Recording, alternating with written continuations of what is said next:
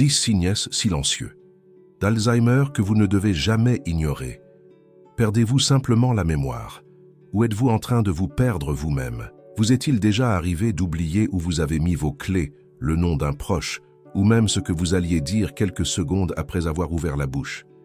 Cela peut sembler banal, une distraction, quelque chose de normal avec l'âge. Mais, et si ce n'était pas seulement cela?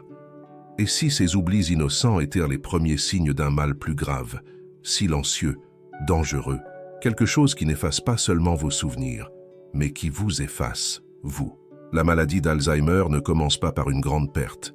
Elle commence par de petits détails, de petits oublis qui deviennent fréquents, puis déroutants, puis effrayants. Et le plus cruel, c'est qu'elle ne fait pas de bruit. Elle ne crie pas. Elle chuchote. Et quand on commence enfin à l'écouter, il est souvent trop tard. Je l'ai vu de mes propres yeux. Assis en face de moi, il y avait un homme de 68 ans, Monsieur François, un homme fort, expérimenté, de ceux qui ont élevé des enfants, travaillé dur, traversé des périodes difficiles. Il m'a regardé dans les yeux et m'a dit, avec une expression mêlant peur et honte, « Docteur, je ne me souviens plus si j'ai pris mon café ce matin. Et pire encore, je ne sais plus si j'en ai pris hier. » Ce qui faisait le plus mal dans sa voix, ce n'était pas l'oubli, c'était le désespoir. Parce qu'au fond de lui, il savait que quelque chose changeait en lui, et ce n'était pas de la fatigue, c'était quelque chose qu'il ne pouvait pas contrôler. Il est écrit dans l'Ecclésiaste qu'il y a un temps pour toute chose sous le ciel. Mais quand la mémoire s'efface, même le temps perd son sens. Combien de personnes comme Monsieur François ignorent en ce moment même les premiers signes?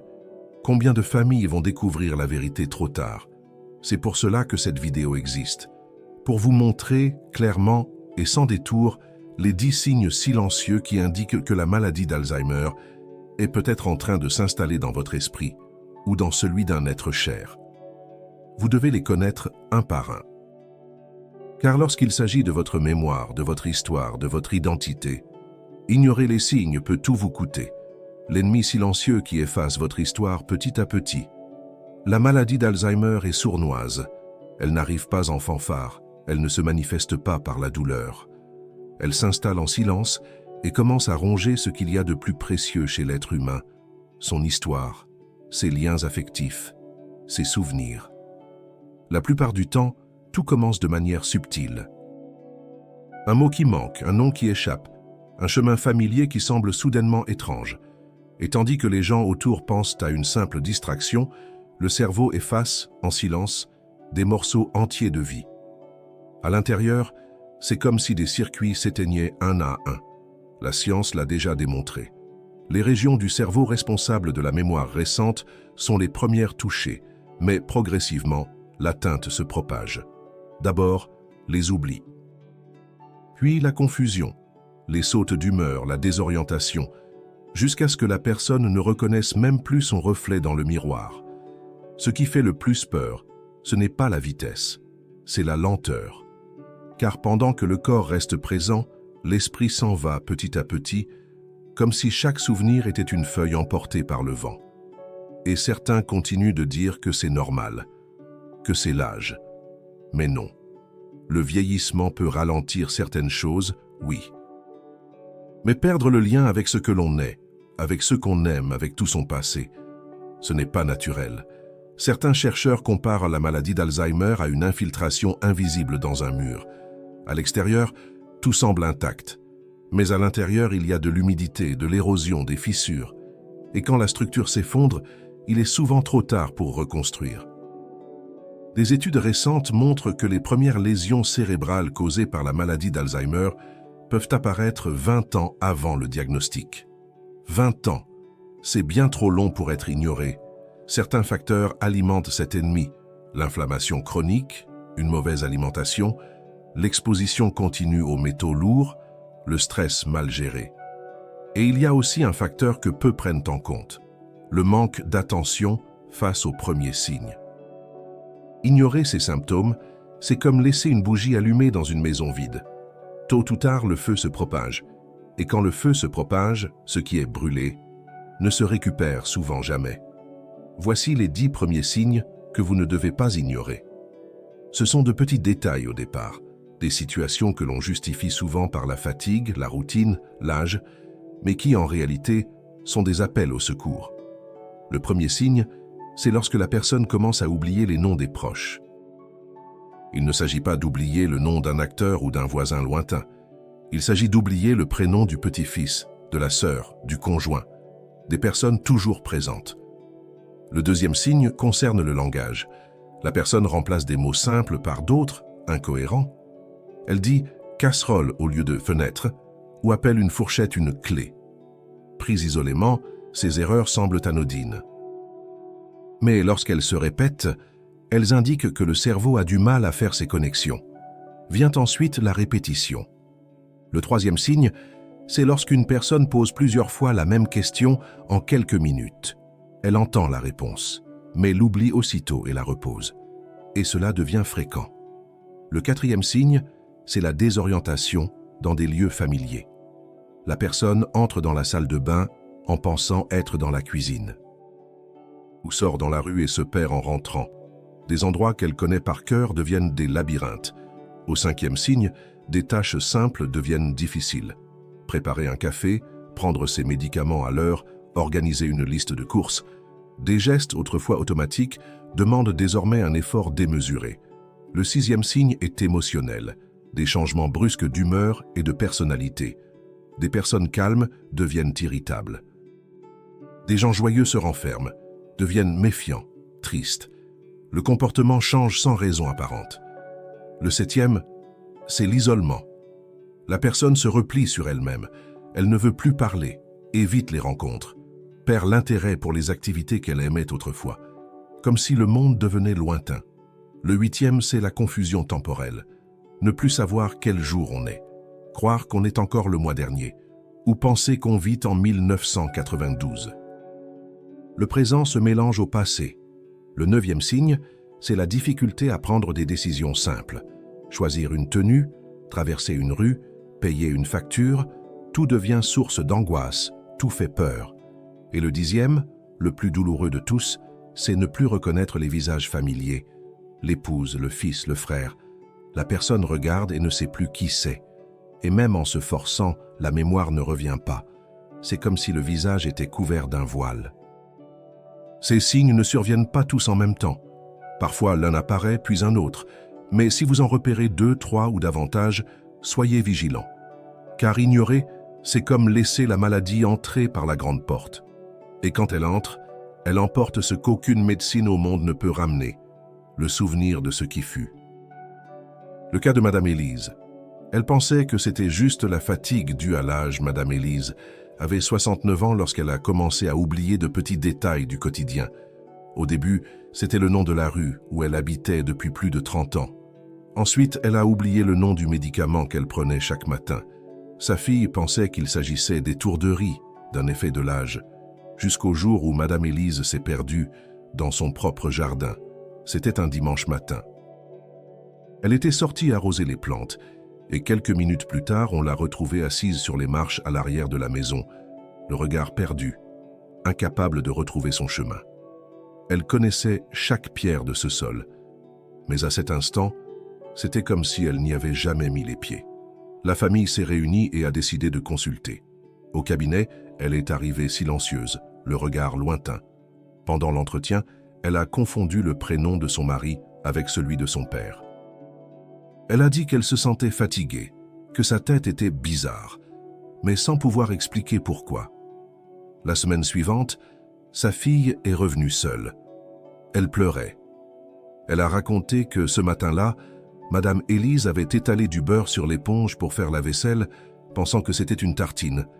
C'était comme regarder une bougie s'éteindre lentement, sans vent, sans bruit. Juste la flamme qui faiblissait, doucement. Avec le temps, Madame Élise a commencé à oublier le chemin des toilettes. Parfois, elle oubliait qu'elle avait mangé. D'autres fois, elle refusait de dormir, par peur de ne jamais se réveiller. Mais ce qui a le plus brisé le cœur de sa fille, c'est le jour où sa mère l'a regardée avec tendresse et lui a demandé « Vous êtes de la paroisse ici ?» Elle ne se souvenait plus de qui était sa propre fille. La maladie n'efface pas tout d'un coup. Elle défait les liens avec une cruauté délicate. Elle commence par les mots, puis les visages, puis les attaches, jusqu'à ce que le passé devienne brouillard, le présent confusion, et que le futur n'ait plus aucun sens. La douleur de sa fille était évidente, mais ce qu'elle a dit ce jour-là est resté gravé. Si j'avais su que ces oublis étaient un avertissement, j'aurais agi plus tôt. Et c'est bien là le point essentiel. Lorsque nous attendons trop, le temps perdu ne revient pas. Ni les souvenirs, ni les étreintes, ni les mots qui n'ont jamais été dits. La science est formelle. Ce que vous mettez dans votre assiette peut protéger votre esprit. Tous les oublis ne sont pas inévitables. La science démontre, avec de plus en plus de clarté, que ce que vous choisissez de manger peut soit protéger, soit abîmer votre mémoire avec les années. Certains aliments enflamment le cerveau en silence, et d'autres, au contraire, le nourrissent, le purifient, le régénèrent. Cette différence, qui semble simple, a un impact direct sur la lucidité, la cognition et la clarté mentale. Des chercheurs de l'université Rush à Chicago ont suivi plus de 900 personnes de plus de 50 ans pendant plusieurs années. Ils ont découvert que celles qui suivaient une alimentation riche en légumes verts à feuilles, fruits à coque, huile d'olive et poissons présentaient un déclin cognitif bien plus lent que les autres. Chez ceux qui mangèrent mal, les signes de dégénérescence cérébrale sont apparus plus tôt et ont progressé plus rapidement. Chez ceux qui s'alimentaient sainement, les résultats étaient si impressionnants que les scientifiques ont déclaré « c'était comme si le cerveau de ces personnes avait 7 ans de moins ». Les plus grands ennemis sont les aliments ultra-transformés, le sucre raffiné, les graisses hydrogénées, l'excès de sel et les conservateurs chimiques.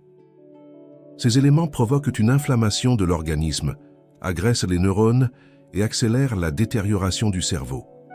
En revanche, certaines substances naturelles agissent comme des boucliers. Le curcuma, par exemple, possède des propriétés anti-inflammatoires et antioxydantes reconnues.